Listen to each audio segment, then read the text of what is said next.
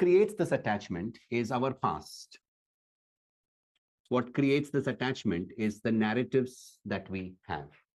What creates this attachment is the narratives and the stories and the references we hold. From an NLP perspective, I would say this is a lie. But this is the truth also. The truth is, because we don't work with it, we believe there is a past. Because we are not in the here and now, we are in the past. And as long as we live in the past, we believe the past is true, and the past therefore continues to influence us, and that becomes our representation of the world.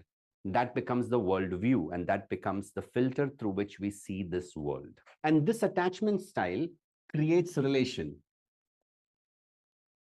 And when I say it creates a relation, it's important that we form relations, right? It's very important that we form relation, because it's through relation we go through this concept of evolution.